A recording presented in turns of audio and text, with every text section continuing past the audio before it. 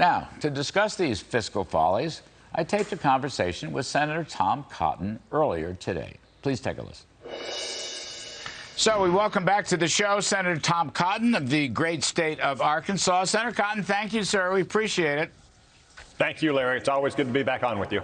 So, listen, this crazy semiconductor chip, $250 billion bailout, Senator Schumer's trap. I just want you to listen to what your colleague Rick Scott said on Fox Business yesterday, because I think it sums up everything. Please take a listen. Intel Corporation made $20 billion last year. Guess what? We're going to give them some money to build a plant. Then we're going to give them a tax deduction for building the plant. And then we're going to give them a tax credit for building the plant. And guess what? They can keep doing business in China. So, you know, I hate to be too simplistic, but I think that kind of sums up the craziness of this bill. What you voted against the procedural vote, which was a fabulous vote on your part, if I do say so. What do you think of this story? Yes, so Larry, there is a genuine risk of China controlling the world's chip market, especially the most advanced chips which are made in Taiwan. I just don't think this bill has enough guardrails, for instance, whether it's allowing companies that might benefit from these tax credits or grants to continue to do business in China. I don't think there's enough protections for the money that would be going to America's universities and colleges and the National Science Foundation to make sure that they're not subject of Chinese espionage.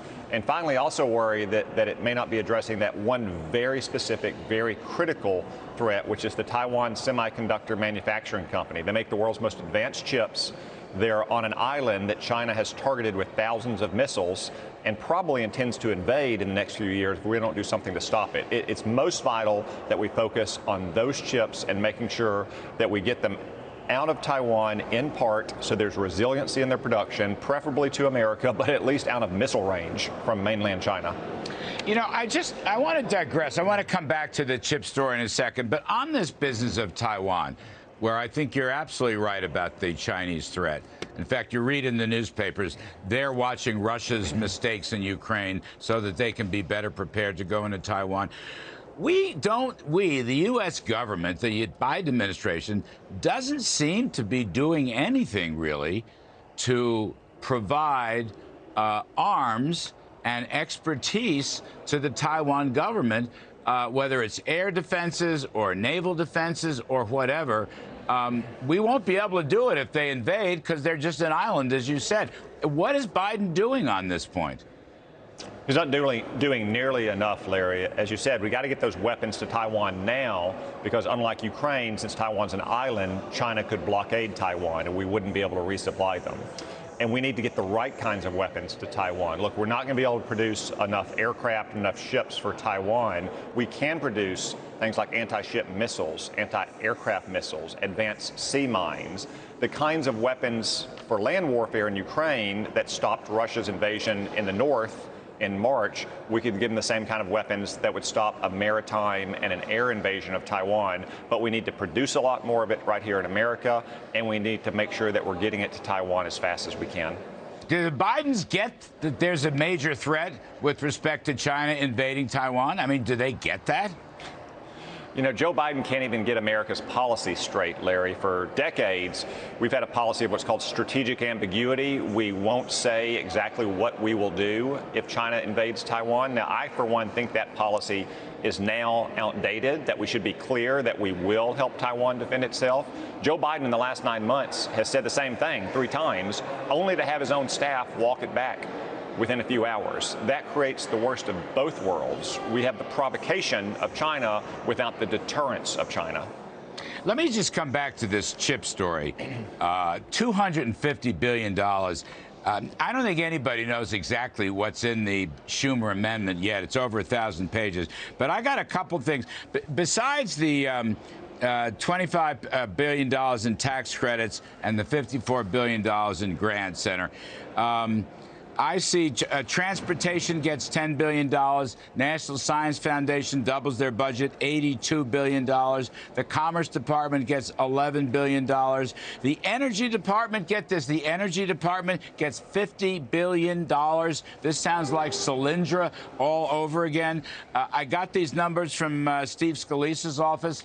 I don't have all of them, but I get to $234 billion. I mean, really? Do we have to have a big spending inflationary bill just to take care of what amounts to some national security issues? No, Larry, I don't think so. And let me give you one example, the National Science Foundation budget more than doubling. They've done good work in the past, but they're a small grant-making institution. What they aren't that great at is ensuring that their grant recipients at college and university labs around the country are not the victims of Chinese espionage. In fact, they and those universities and the companies that work with them often actively oppose any measures to protect their innovations and inventions from Chinese espionage. I really worry that we're going to be shoving money in the front door of some of these institutions, and China's going to be taking their breakthroughs out the back door back to China.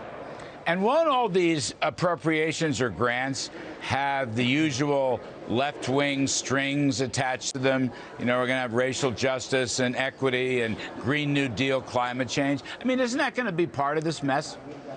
I think you can assume the Biden administration is going to be making sure that all of their left-wing itches get scratched anytime they're sending money out the door. That's why we shouldn't be giving them a lot more money.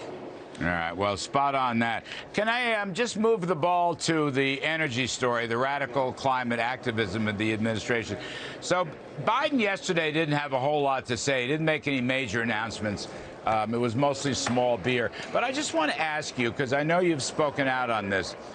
After the Supreme Court decision, West Virginia versus the EPA, that says regulators can't move in any major way to affect the economy unless Congress absolutely stipulates with statutory legislation.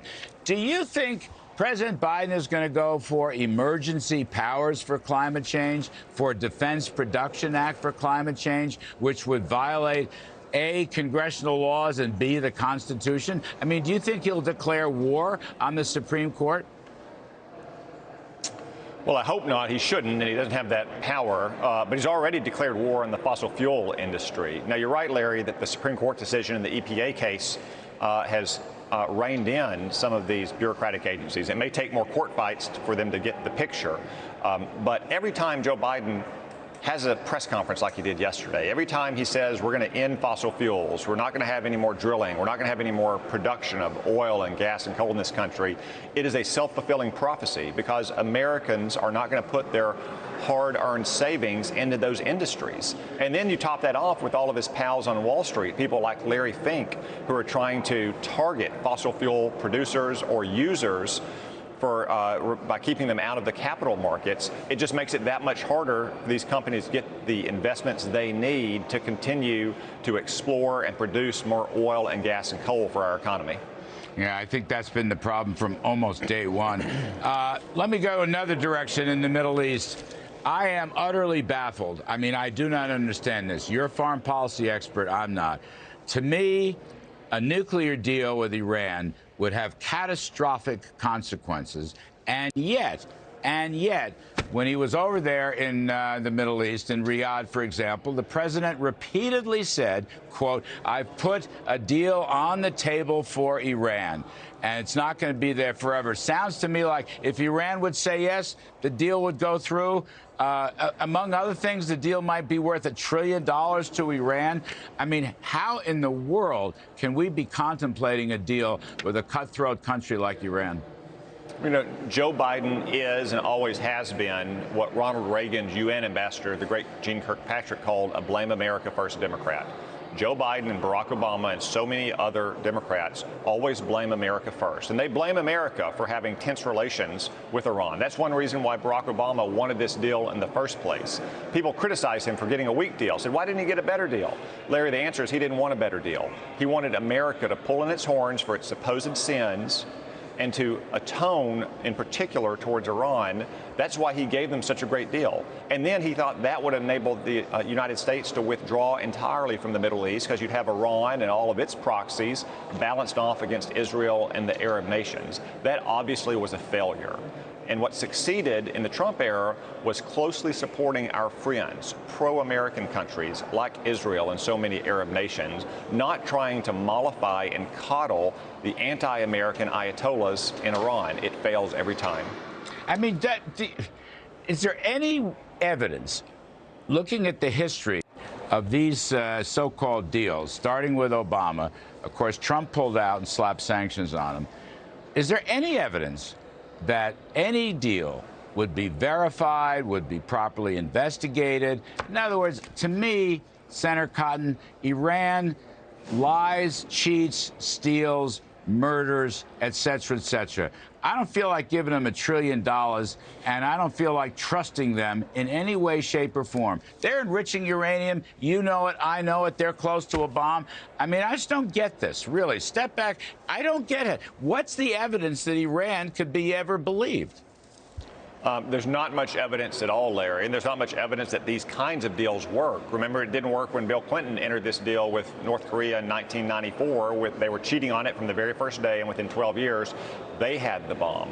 Or look what happened with Iraq's nuclear weapons program in the late 1970s, early 1980s. It wasn't an arms control agreement that ended it. It was Israeli fighter jets bombing it. Same thing with a reactor that was being built in Syria in 2007. Again, what these outlaw regimes understand is military strength.